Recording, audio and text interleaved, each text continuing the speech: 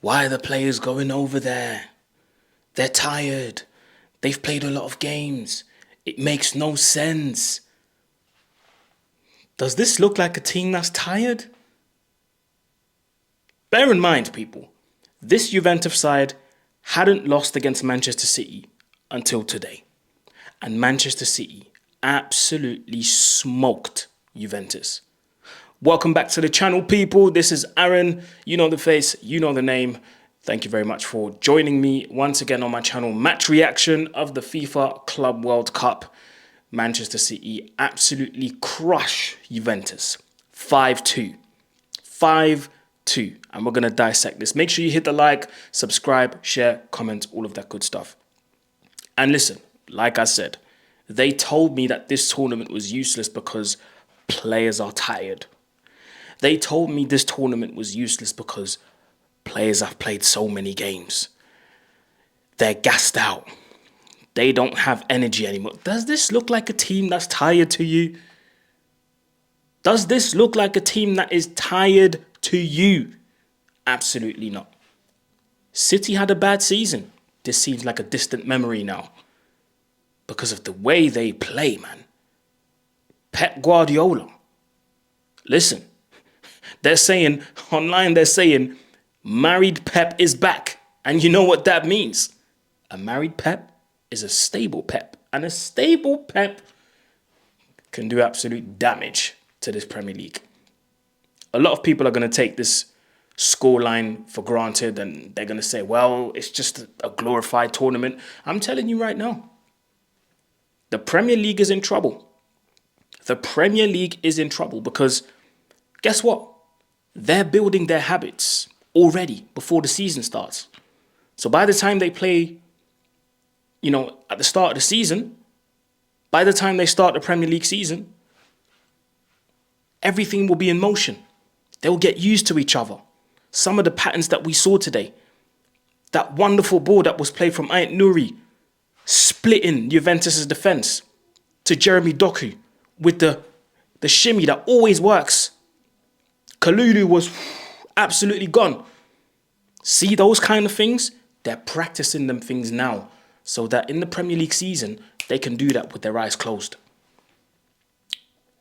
It's absolutely insane what I've seen out there, man.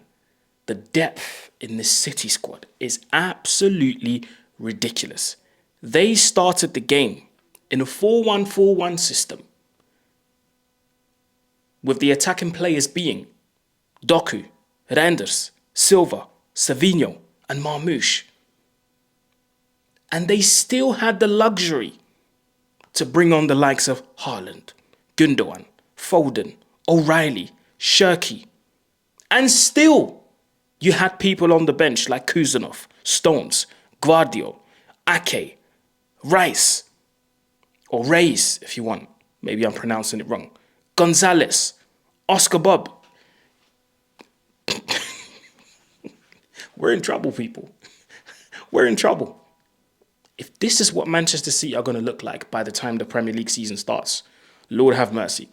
I already talked about the first goal. The second goal, I mean, that probably just encapsulates everything that's been going on with Juventus recently. From them selling players that they don't need to sell, in Dean Howson, for example, who's now at Real Madrid after a fantastic season at Bournemouth, to bringing in players that don't even have any business being at Juventus. Not in a negative way, but it's just very unnecessary. Like some of the signings that were made on Juve's side, now you're looking at these signings and you're going, huh? Gonzalez, Vlahovic.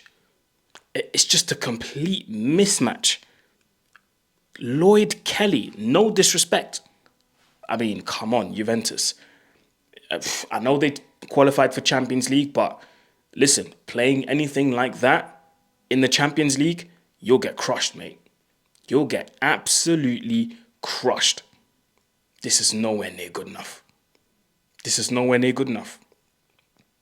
Back to Manchester City, though. some of the plays that I saw today, some of the patterns of play that I saw today were absolutely beautiful. I already talked about the first goal, that splitting ball that Nuri played in between the defence. Jeremy Doku scores. The second goal, own goal.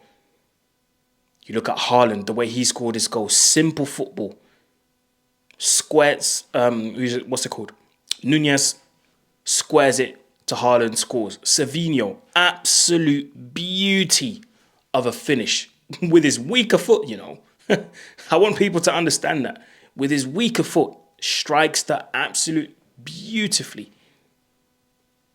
Crossbar into the back of the net. Absolutely insane. And then you have the likes of Ryan Cherky coming on and having a damn near similar cameo to what he did with France. Comes on, casual nutmeg, knocks the ball around, demands it back. Mate, I'm telling you guys, the Premier League is in trouble.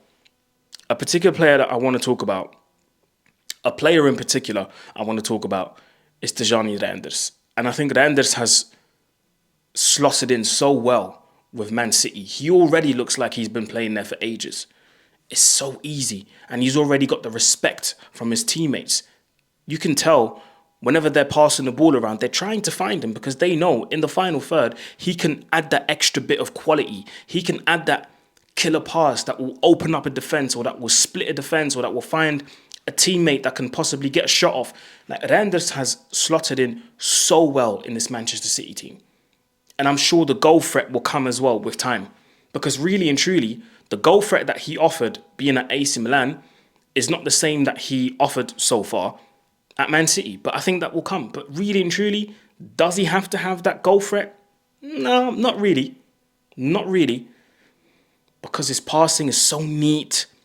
He takes care of the ball. He takes care of every action. It's very, very neat and very calculated. Now, if he adds the goal threat on top of that, if there are games in the Premier League or Champions League, FA Cup, Carabao Cup, where things get a bit sticky and you can rely on the Reinders to be making a late run into the box and then finish, listen, you're talking about, at that point, if he does that, you're possibly talking about one of the best midfielders or one of the best midfielders in the world or the Premier League.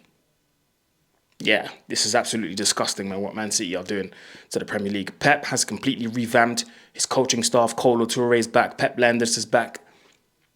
Well, Pep Lijnders is back in England, but I mean, at Man City now, Kolo Touré is at Man City as an assistant manager this time.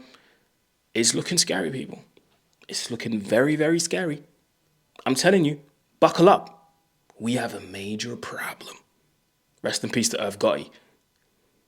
We have a major problem, people. We really do. Omar Marmoush, I'm such a big fan of him, man. Such a big fan of the way he plays football. He's very intelligent. One thing I like about him is that he's fearless. Whenever he gets the ball and he's in and around the 16-yard box and he can get a shot off, he will do it without thinking. Boom.